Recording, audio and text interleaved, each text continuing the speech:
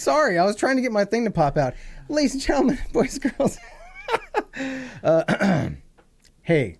I am Rich. This is John. You're seeing this Two Guys Text Friday thing where we hang out and talk and we've got some people in chat. We got Brandon. By the way, you notice that Brandon's not here. Brandon's in the chat. And we also have Kyle. Kyle, thank you for joining us. Yeah. Brandon, did you notice how I didn't push out any notifications earlier in the day? Yeah, I'm not. Surprise! We're going live. Not very good at this. That's why I kind of need your help. Yeah. Need you, Brandon. I need you, baby. It has been 2 weeks. Now granted, we had a Thanksgiving in the United States, so we took that off, right? Because that Friday, the day after Thanksgiving, would have been a live show. We didn't do it. And the week before that, we were working on a video. We've released 2 videos since we did a live show, right? The RGB Noctua video. Yes, it has been 2. And then just last week, or earlier this week, we released that power supply video from Antec, which was, if you haven't seen it, John went extra crazy on that one. Yeah, it kind of made me laugh that, I'm not saying he watches our videos, but, a day after the release, Jay's 2 cents was like, I'm not going to do power supply videos. Can you do me a favor? Can you do me a solid? I would really appreciate if you would. I'm going to turn up the effects, and will you say I have the power in reverb? Okay. All right, hold on. Okay, this is... Here we go. Ready, John? Oh, that was terrible. That was horrible. Why did I even go with that? Yeah, sorry. I mean, that's... I regret why did you go high? Doing that. I mean... it's like the song. He-Man... No. That's what I was going for. He-Man has a manly, deep voice. I have the power. You're like the Bee Gees or something. Who sings it now? Whitney Houston. I have the power. I've got the power. Hold on, we're gonna get shot. No, well, let's not do it again. Right, I'm not gonna. Okay, I'm sorry. Anyway, so it's good to be back, and it's good to hang out with you guys. And anyway, I want to talk about a few things. But first, how you been, bud? It's been a while. It's good. How about you? I'm staying alive and What have you been up to? Anything new recently? I have been. I wanted to talk about some things I've done. I wanted to show off something that I was really proud of, and then of course I ran out of disk space on my one of my virtual machines. What? And I couldn't upgrade. Is that because something went away? No. Actually, it was actually purely poor engineering on my part. So, what can I say? So I have. I know I will. I don't know if I should make a video about it. If you guys are interested in this, you let me know. But the network we run here is all Ubiquity, right? Mm-hmm. Speaking of that, that's foreshadow. We're going to talk about a segue. But, look at this. That's not really a segue. It will be a segue. I'll segue after this. But I was able to, using Prometheus, which is a monitoring system, and Grafana, which is basically a display and graphing system, build this just intensely beautiful dashboard of my Ubiquity stuff. The kind Rich of thing, is a sucker for that kind of thing. Oh my gosh. Big time. I mean, in the garage next to the cabinet where we keep all our stuff, we've got a display and it shows all the stuff, and it is so I see everything, and I don't have to go to the Ubiquity. I mean, I'll come over here to work in the studio, and I'll just walk into the garage. It's completely dark, and Rich is just standing there staring at the monitor. Russia keeps pinging me. Yeah, because I pulled it. Yeah, absolutely. So, if we don't make a video about it, because it's not something people necessarily want to see, I will talk about it next live show because I'm super proud of it, and it was really, really awesome. Speaking of that, did you know that Linda is approaching with our order from DoorDash?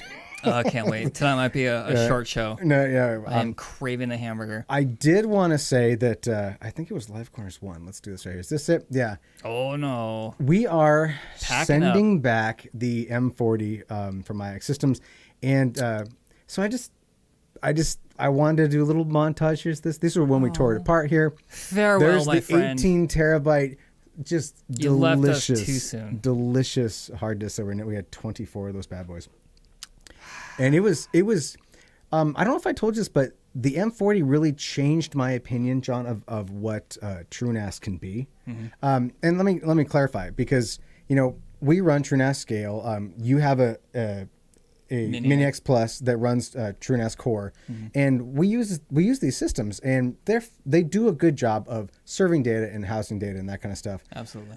But it wasn't until we got in this system and the amount of performance that these things have, it changed my mind. We've been dealing with consumer grade products. That's the thing. Or old servers, right? Which is a great product still. Yeah, no question. But I mean, we're talking about just a whole another level.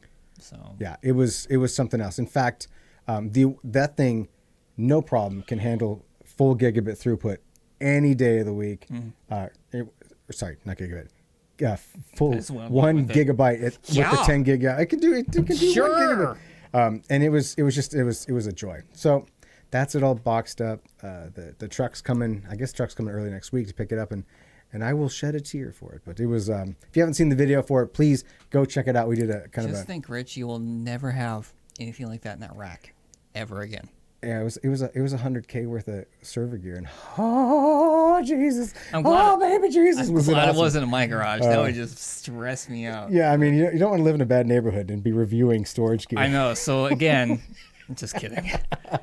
Oh man. Anyway, so speaking of Ubiquiti, let's go ahead and jump to the big topic that we've all been. I mean, if you've been paying attention to the news, let's go down crazy train. So all aboard. There's a second. Musical reference. Okay, so I'm going to start from the beginning for people who are not really fully aware of what we're going to talk about here. So Ubiquiti in early January 2021 announced to the world, and Ubiquiti is they make network gear. They make ISP switching gear. They make home network gear. We use Unify here at the studio. It's extremely popular, well-known brand. In early January 2021, they announced that they had been hacked, basically, and that user information had gotten out, and they had blamed it on a unspecified third-party company, right? Incidentally, that third party would have been AWS, which we'll get to that in a bit. And so they really minimized the amount of severity to it, right? And it went quiet after that. I mean, typically that sort of thing, you announce it. It affected me, and I'm sure affected other people who have a Unify controller at home, because I use their cloud connectivity, so I could, connect to my network configuration stuff remotely over the internet. Had to turn that off, change passwords, all that kind of junk. The typical thing you do when a company is hacked and you're like, oh, change passwords, is the end of the world. In March, one of their employees who turned whistleblower said Ubiquiti is downplaying the severity of this. Ubiquiti is not telling the truth about how serious this actually is. When that happened, the company's stock dropped 20%. They lost billions in equity. It was a big deal, right? Because I'm inclined to believe whistleblowers. I think Edward Snowden's a hero, but that's a side note. That kind of stuff, and it hurt the company. Well, we found out just yesterday, and this is where I want to go, that the whistleblower's name, which was not available at the time of this, his name was Nicholas Sharp, and Nicholas Sharp was an engineer who worked at Ubiquiti. He's no Edward Snowden. He's no Edward Snowden. In fact, he was arrested because in charged with stealing data and trying to extort from his employer, Ubiquiti, while pretending to be a whistleblower. In fact, he worked on part of the team that was investigating the this breach, right? So I'll give you the TLDR. So Nicholas basically produced a backdoor into the company, used a VPN provider. What's the name of the VPN provider I got here? We'll give them a plug, because who doesn't want to use their, VPN's VPN, Surfshark VPN. That was the VPN outside internet provider he used. And through that Surfshark VPN, he downloaded basically all of, and I'm saying basically, all of Ubiquiti's intellectual property. He basically cloned all their repos and grabbed all of their IP, and then sent off an email to someone else in the company saying, I've got your data, and for 25 Bitcoin, I will delete it. And for another 25 Bitcoin, I will tell you how to close the currently open backdoor into your organization. After research, I'm looking at you, after research, they found that Nicholas, who was using his company laptop to extort and steal data from his company, was using his Surfshark VPN while he was pulling these massive repos of data, right? And when his network would disconnect, there would be a period of time when his VPN software hadn't reconnected yet. And so he was in the clear pulling this data from his employer. So they had him red-handed. Like, there was no question. His computer pulling this data, and then all of a sudden it would flip over to some unknown IP address. Just absurd. Just crazy. Just crazy. Like, I don't even know where to begin on what the logic of this dude is. By the way, John and I live in Oregon. We live in the Portland area. This dude lives in Beaverton. I might have looked at his LinkedIn. I'm sorry, not sorry. But so he's pretty close to us. I'm not proud of the fact that he's an Oregonian. Right, because there's just a couple hundred people here. Yeah, exactly. Ishan, welcome. Thank you so much for joining us. It's good to have you. So when the FBI basically raided his home and started collecting information, they were able to show that he used his own personal PayPal to pay for his Surfshark VPN. Like, of course he did. He didn't even bother to buy some Bitcoin and use the Bitcoin to buy a VPN service. No, he just went ahead and just used his own PayPal. And he claimed, I wrote this down, but I'm not going to find it fast enough. But he basically claimed that it wasn't him, that the hackers had somehow taken over his PayPal and paid for that, and he was just a pawn. Like, just that poor man. Just can't believe it, and it's just truly amazing. Like, companies are all because I work for a relatively big company, and there's a huge initiative behind cybersecurity and trying to keep bad guys out. And you hear all the time, you hear constantly, got to watch out for the employees. That employee, got to watch out for the employees. And in this case, this is a perfect example. This guy, statistically, it's true. Like, I hate to say it, but you're 100% correct. That at the time that he tried to extort the amount of Bitcoin, 50 Bitcoins worth $1.9 million US. Ubiquity told him to shove it. Like, we're not paying this. Yeah. Because they shouldn't. And so I did a little LinkedIn stalking. I'm sorry, you can do it too. The guy's name is Nicholas Sharp. You can just get on the internet and type Nicholas Sharp, and the first thing that pops up is LinkedIn. I'm sure he's getting a lot of hits. Yeah, lately. he's got a very storied career. And all looks really.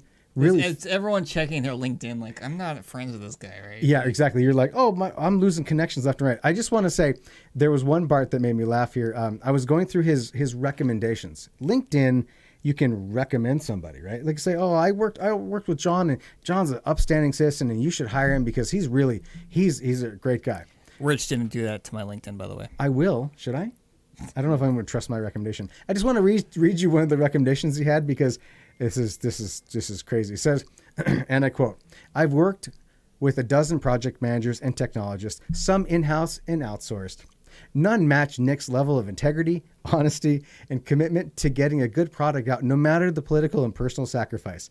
Nick is extremely smart, quick on his feet, and a loyal employee or contractor." Well, there's a lot of personal sacrifice and stealing from your employer. Yeah, you're going to prison. You're going to prison, and you're not going to like what you get there. Just bananas. Did my phone ding? I'm sorry. That's okay. Anyway, so long story short, and it's kind of crazy because, this wasn't one of those things where, some foreign actor got in and stole this information, and you're going to see it on some sort of paste dump somewhere, and you had to change passwords. I'm kind of mad about that because I had lost a lot of faith, honestly, up until now in Ubiquity because I liked that connection for my cloud controller, right? Mm-hmm. I like to be able to get on my phone and my laptop from anywhere and be like, log in with my username and password and change things. Kick people off the internet, whatever I want to do. And I turned it off. And I know a lot of people did that too, and they never turned it back on, including me. So now it was just somebody inside who's a bad guy, and now he will go to a federal pen who he won't like. I knew where you're going with that. Yeah, I had to stop short. Yeah, he's going to go to a prison where he's a scrawny IT guy. He's not going to like what he gets. What movie is that from? Office Space. It was yeah, exactly. He's going to get an Office Space. He's going to get Office Space. That's exactly right. If you've not seen Office Space, fast forward to that part of the movie and see what they say about federal something prisons. Woohoo! Federal in the prison. Yeah, federal in the prison. Federal in the prison. Otherwise, so that was basically the big buzz. It was all over. There's I see a bunch of YouTubers talking about it, and here we are talking about it too. So we're no different. But just awesome. Anyway. Not awesome. Bad, but amazing too. Yeah. So what do you think? You got anything else you want to talk about?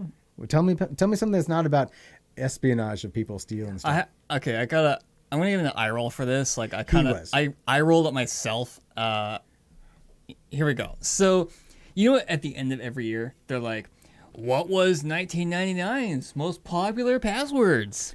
And they're like, and you're like, who's guess Casey? what? This is Casey They're Kasem. like, Rich, did you know that the most popular password this year was password. Can you believe that? And then Rich is like, well, my password is password. Can you believe that, John? Guess what we're going to talk about? We're going to talk about the 200 most common passwords. How did you know my password was just password? Because NordPass, who has a listing on the webpage right now, says... Wait, so this NordPass is software from NordVPN, which I use NordVPN. It's fine. It's a great VPN tool. Mm-hmm. Are they saying that they have scraped all of their users who use their software? No? Okay.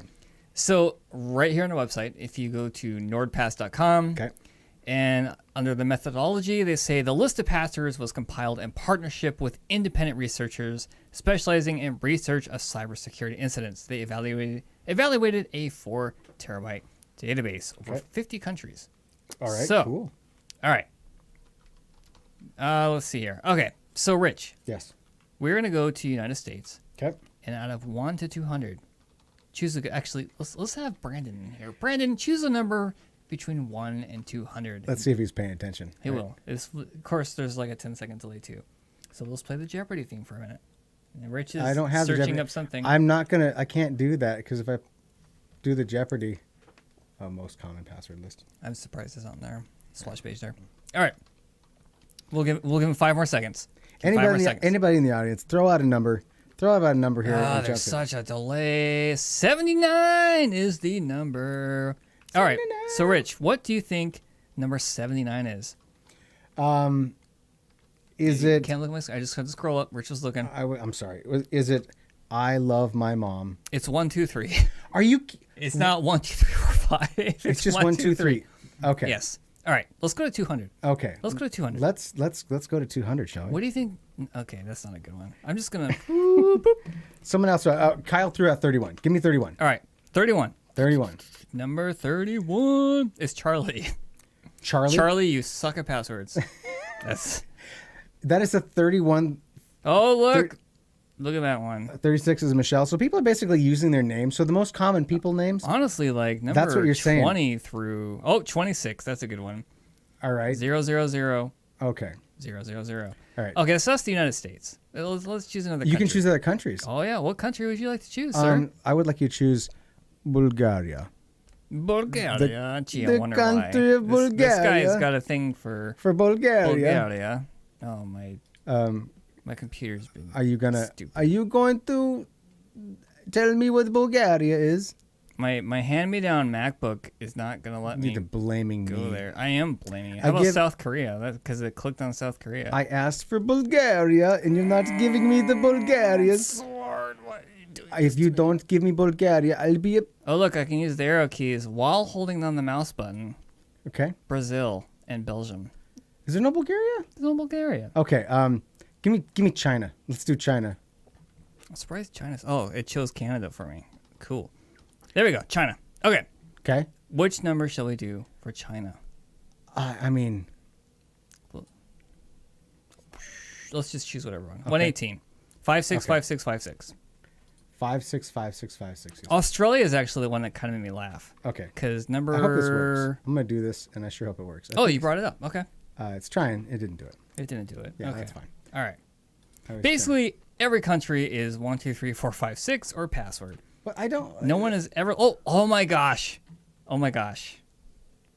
Charlie is number 11. In what... Australia? Australia. So the Australians... Charlie, get your stuff together. Get your Charlie together. Oh, it's going to be Daniel in Austria. Okay. If there's a Charlie in Austria. Okay. No, Austria is number 50. And yeah, I'm sorry. We could just talk about this forever. I'm just going to... Yeah, I'm... Okay, so... I'm going to find... What is... Okay. Oh, there's a good one.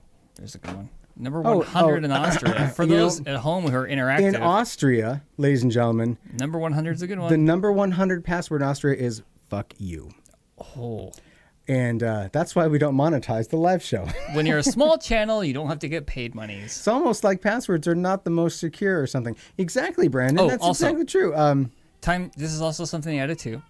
So time to crack it.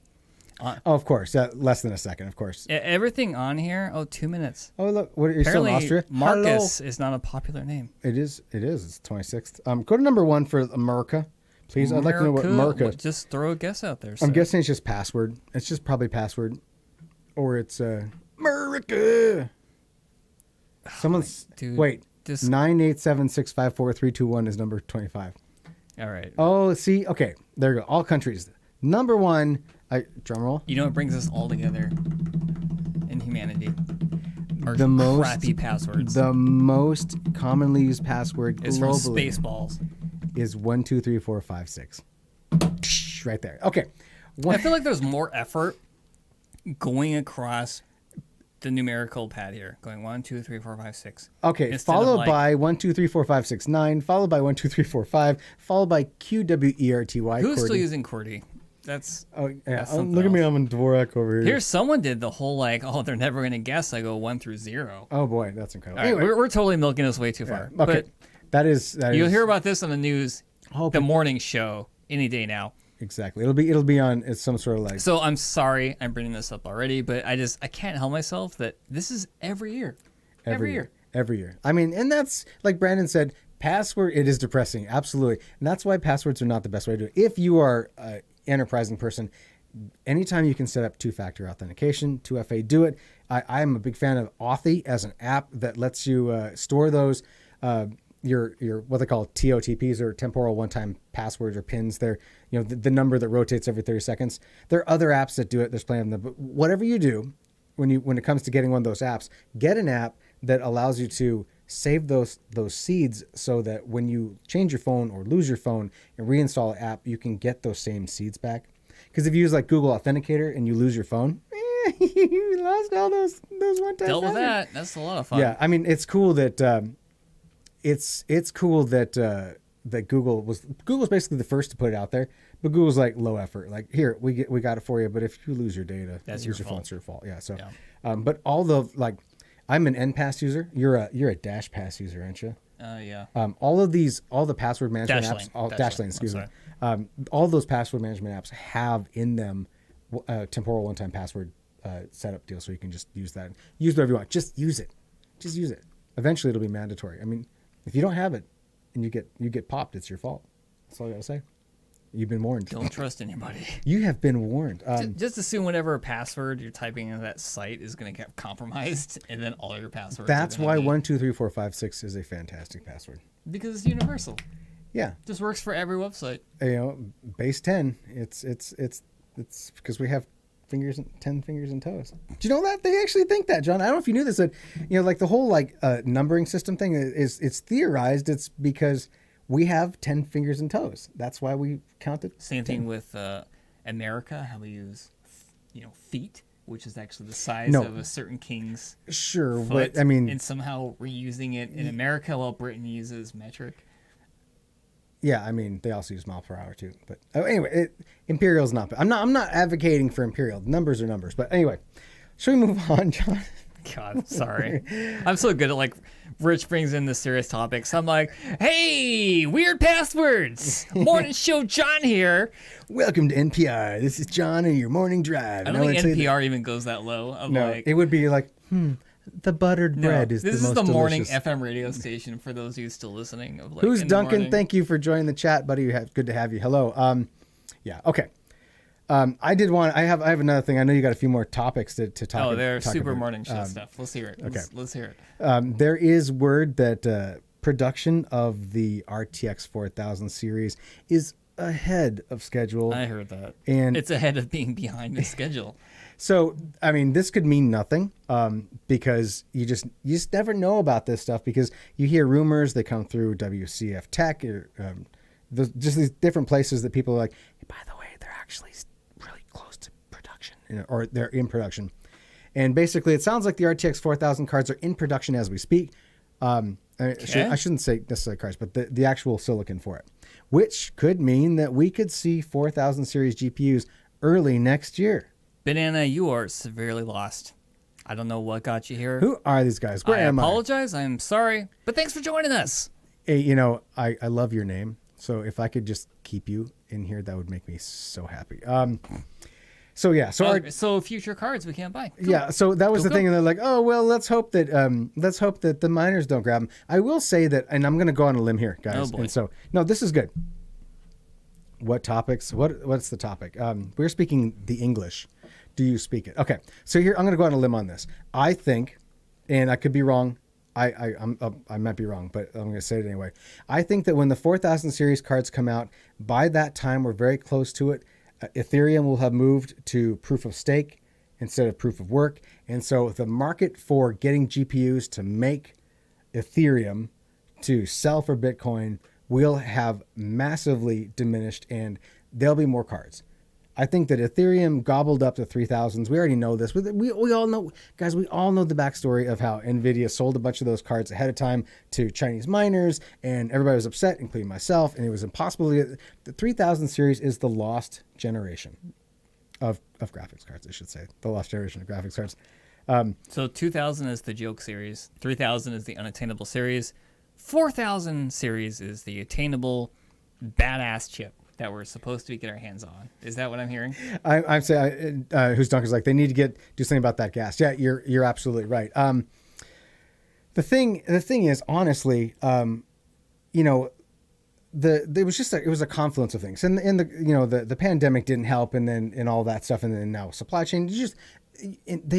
All these companies have excuses for why it's. You know what's going to happen is like 20 years from now, there's going to be a shipping crate of like 100,000, 3000 series graphics cards. They're just going to turn up. It's going to be like that Virtual Boy from, a year or two ago, where it just showed up and they're like, wow, there's a sudden influx of Virtual Boys from Nintendo. The 3000 series, all of a sudden everyone's going to be like, oh, here they are. It's about time. It's about time. They like washed up after the tsunami in Japan. There was like big boats and stuff that were like washing up on our shores. And so Garfield? What's that? Is this the Garfield story? No, I mean, okay, I'm just saying. So what you're expecting to say is that someday it's going to be like 2030, and there's going to be a shipping crate that just like crashes upon shore, and they open it up, and it's going to be, but it'll probably only 3070s. Okay, so funny story. Okay, hit me with the funny story. I believe it is a beach in Ireland. Hold on 1 second. I refuse to make a comment about the SHIB comment. So Shiba Inu, I lost money on that, and I'm still upset about it. I don't want to talk about it. He's upset about a meme coin. Wow. This is definitely not a stock recommendation podcast / show, but... So on answer Duncan's. Duncan, right now, as we speak, they are in the process of moving from proof of work to proof of stake for Ethereum. In fact, there's two. I don't want to super nerd on this because I know that this is outside of our typical thing, but proof of stake is those blockchains are now in parallel. They're in parallel, and eventually, at some very near future, and I don't remember the date that they've estimated, they will move the entire thing, and they will drop proof of work. Proof of work will end for Ethereum, and it will only be proof of stake, and that'll be just a major change. So you can take a look. If you go to Ethereum's website, you can read all about their timeline and their plans, and you can actually stake in Ethereum right now. I'm sorry, I'm going off on this. If you own Ethereum, you can stake your Ethereum into, you can basically move it from proof of work into proof of stake. Once you do that, you can't get it out until they go actual, general availability with that. But anyway, check it out, dude. It's a big deal. It's gonna be a huge change for Ethereum and the way that the cryptocurrency, at least Ethereum, works, which is good.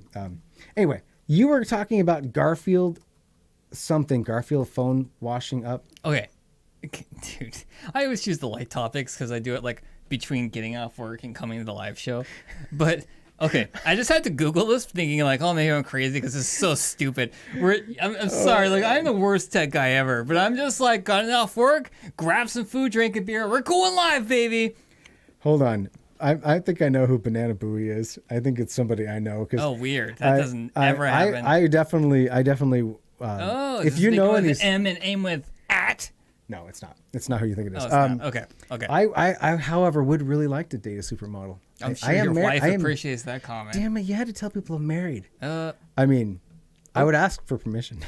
Wow, this got really awkward. Okay, tell me about Garfield. I don't feel so bad about Brittany. Well, we're talking about shipping containers full of graphics cards that no one can get their hands on. Okay. There is a... How old is this? When did this happen?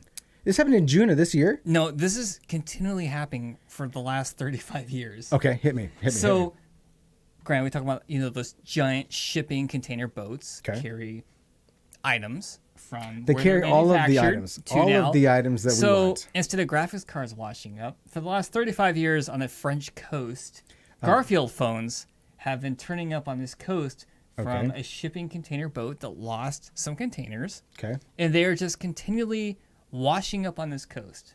Okay. That's the whole story.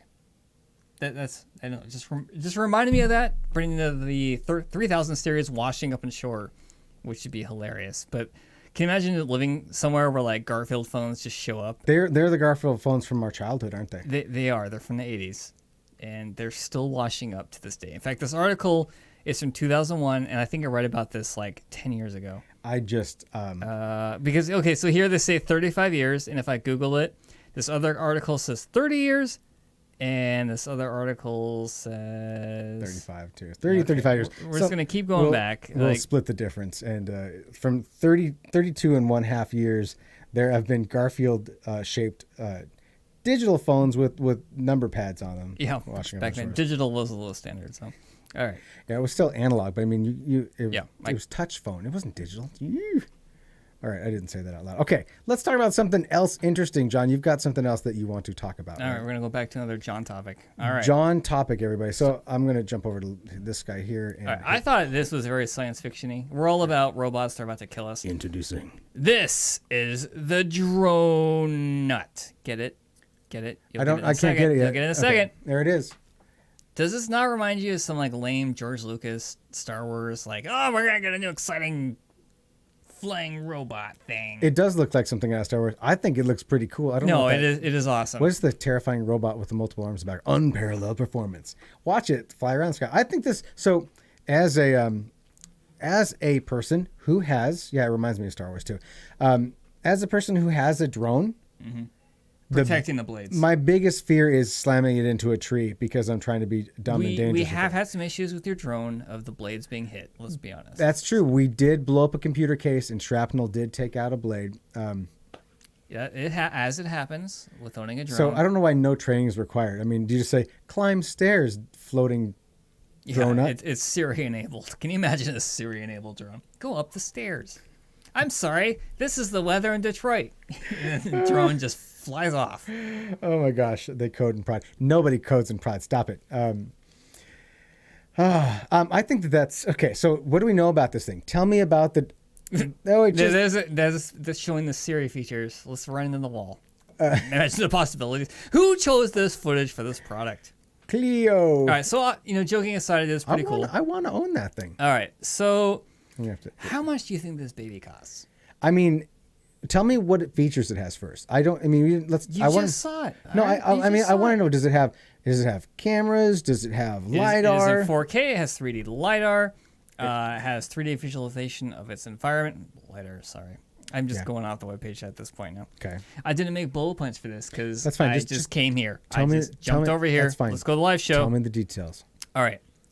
It's safe around people. Yeah, because the blades don't chop away that guy's arm. It's smallest and I feel like this could be a RoboCop movie where all of a sudden that guy's like just chopped to bits from some prototype. I mean, and then the next guy's like, "Look, I got this drone." I think this is really. I mean, guys, honestly, the problems that I have with my DJI aren't that it's. I mean, because it's a feat of modern Marvel technology with its ability to see things and avoidance, and it's like GPS stuff, so I can say go here and go there, and it'll do the things you want. But like you slam it into a tree branch or a power line on accident, you're gonna have some, and it's gonna fall to the ground. Yeah, and there goes my $400. $400? It's like $1,000 for one of those. Is it? Yeah. Oh, well, it's a good thing. This is at a cheap cost of $9,000. Oh my God! $800. That thing is $9,800. Well, you could save yourself $1,000 by buying 9 of them. So. Wait. How much does that cost? $9,800. That is not a guy. I mean, Jesus. So you're gonna complain about how much they save from? It's super cool. If money is no object, I'm just. Well, if that's the case, why don't? Jesus, that's almost $10,000. Yes, that is. That is almost $10,000. That it's for $10,000. I want to sit in it and have it fly my ass around. All right. Yeah. Again, it made me laugh too because this is apparently a Boston-based company, which they're really good at coming up with robots. They're like, this is totally gonna kill me with a laser later on in life. And, I could see it. I could see that. You put some cherries on thing. It goes woo woo. It's like you're it not flies working out. fast enough. Zap. Yeah, I mean, it could be like Battlefield, 2142, and just put some C4 on it and fly it at you and explode. No training required. Yeah, no training required. I don't know. Who's Duncan at? Like, why would it be that much money? I don't Bye, know. Banana. Thanks for joining us. Don't forget to subscribe. Yes, Mr. Banana Booey. I appreciate your time. Banana Booey. Now I have to go message the person I think it is and say, "Are you Banana Booey?" And they're gonna be like, "What is wrong with you?" No, because it could be wrong. But anyway, so okay, I can't believe it costs that much money. I just can't. I'm stunned. I want it, but I don't want to spend that much money, and it's not worth that much money. No. Maybe after a while it'll come down in price, and a price point for something that has all those features. This is like people buying robots from Toys R Us in the 80s. Right there. That's what that is. This can get me a beer out of the fridge, and secretly the robot just rolls into the kitchen, and your wife's like, "Here you go, Bob." Stupid robot. And it goes in, and all his friends in the living room. We're like, "Wow, you have a robot that gets you a beer?" Same thing you'd want when you get a dog. You're like, "I want my dog to go open the fridge and pull a beer out." Whatever. So you said this is from a company in Boston, and I just want to talk about this again. All right, so you're right, and it was too much video. Thank you for setting me straight. Boston Dynamics is in Boston. They make killer robots. That other company, the other killer robot companies there too. Boston Dynamics? No, there's another one. No, Boston Dynamics is in Canada. Is it? No, it's in Boston. Sorry. You're fired. Okay. Wait, I can't fire you. Good. I'll have some free time in my life. Can I rehire you back at a discount? No, you can feel free to edit those stupid power supply videos. You go right ahead.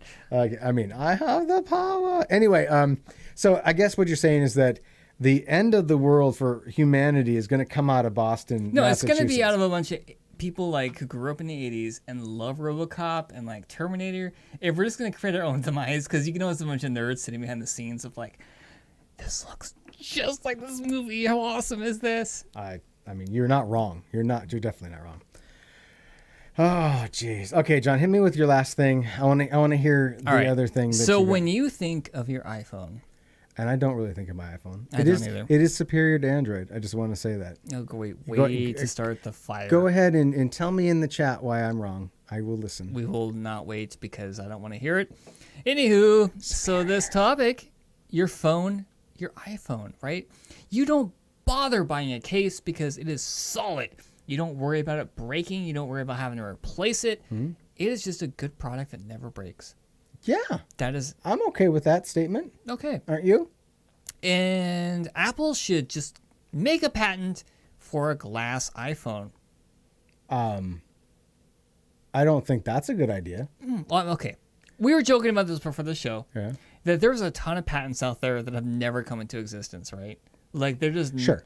There's just a ton out there, and my favorite is searching for patents from the 20s for medical devices because it is just this rabbit hole you should go down because it's absurd. Yes, but see what I did there. Apple, who has I put that above everything else. What are you doing? My bad. Brand's gonna yell at me. Looking for a game to capture. There we go. Sorry. Hi, I'm John. This is Rich. Welcome to Two Guys Tech. I'm sorry. Continue. All right. About it. So they filed a patent that will probably never come. Oh my God, brah. All right, I'm sorry. All right, I'm sorry. Here it is. It should be out of here. Okay. What Rich is doing now, if you're listening to this podcast because you are a glutton for punishment, Rich has covered the screen. Hi, I'm John. This is Rich. Welcome to 2S Tech. All right, continue. Anyhow, patents that will never come to see the light of day. This made me laugh. Basically, they have a patent for a glass iPhone, and what I actually think would be kind of cool is an all-glass Mac Pro tower, which we have some cases that have a lot of glass on it. I think this is something that would look phenomenal. I disagree with the phone. I think it's one of those things that would look phenomenal, and then you put a Gorilla Glass case on it. Okay. Not a Gorilla Glass, just a, what are they called? OtterBox cases. OtterBox case. Let's just cover this expensive device in complete rubber. And if you don't care about, I was going to say form over function, but it would be, yeah. I guess that works. You guys know what I mean. Rich, what are you Googling right now? I'm trying to, We're just Googling while I'm trying to talk. translating to Spanish at the moment. Okay, cool. Anyhow, that's all I got. It just made me laugh because, like, out of everyone's complaint of, like, what could Apple work on is more fragile phones. This if Bengate wasn't enough, like, crack. Do you really think? Gate. But I mean, do you honestly think that they would do that? Like they would? No, I think what happened was Gorilla Glass, like, came to Apple and they're like, hey, we have this product that is potentially coming out in a couple of years. We're just letting you know because you're our biggest client. And Apple's like, sold. Let's do a patent right now. And I don't think it's never gonna happen. Never gonna happen. I did want to pull this up. Now I can show people. I can be like, hey, that's the wrong thing. I don't want to show that. Okay. John's like, okay. Does this work now? No, it didn't work. Okay, forget it. Glad you guys can see that. Forget it. I'm sorry, everybody. Just pretend your phone is all glass and drop it on the floor. That is just. You'll get the full Apple experience. All right. Anyway, okay. So, all right. I mean, companies do that all the time, right? The whole thing about that is get ahead of it, and then maybe they can use it to sue other people when they come up with the technology ahead of time. That's why it's all about. I get it. Apple has not had a revolutionary product in quite a while. It's been evolutionary. I propose that all Apple products are revolutionary. Well, when you have a guy in a turtleneck telling you it's revolutionary, that guy doesn't every exist October. Anymore. Now there's another dude who tells me it's revolutionary. His name is Tim. He's just not revolutionary though. he plays it safe. He's like, I want my company to make money, and I mean that's what they're there for. That's what they have done. And Steve Jobs did some. He did some money making. Mm-hmm. He definitely did that. He did. But when you can just put something in your pocket that no one knows what the pocket's for. I don't know. Would you have a glass phone? I want a future, because you see in sci-fi movies, like they pull up their phones and they're like swiping. It goes whoop in front of you. Like, oh my God, it's like all in space and future. I want that. I think what's going to happen is we're all going to have, so it's like a device called Google Glass. Let's just all right, ladies and gentlemen, thank you so much for joining us. We're going to move on here. Like if you could have like eyewear somehow that put it in front of your face, and then you could just like in midair be like. They didn't do that, did they? 8675309. Yeah. All right. But it would be like a swipe thing because no one does this anymore. I mean, unless you're just like pointing it out, like you're in line and you're like the person in front of you. I don't want a device that pops up in front of me because then people can see what I'm doing. It'd be just to you though. You would just be doing the hand motions. Oh, okay. Can you imagine that? That's what it would be as bad as when Bluetooth earpieces became the norm and people would just be walking around in public having conversations with the air, and you're like, you're an idiot. By the way, that's been replaced with elderly people just holding their phone on speakerphone and talking in public. Not speakerphone, video. All right, video, whatever. Speaker, video, it doesn't matter. Anyway. With the flashlight on. Yeah, well, I mean, you got to see your way. Anyway, ladies and gentlemen, thank you so much for joining us. This has been Two Guys Techs. Just hang out. We talk about technology. Can I just apologize for the live show and just keep watching our regular content? No, I want you. This is great. I hope you guys enjoyed it. We will be back next week, next Friday. And John's schedule's changed, but we have not changed. Brandon won't be back. I don't think Brandon's back until next year. Oh, man. I think Brandon is gone. Like, you guys remember Brent? He's the tall guy. He actually like keeps us on topic. Yeah, he does this thing where he's like, come on. Anyways, he's not here to do that now, so this is fine. Anyway, yeah. So thank you guys for watching. We will see you again next week. Until then, check out our channel. Go join our Discord, and I don't know what to say. Just stuff. Just stuff. Thanks.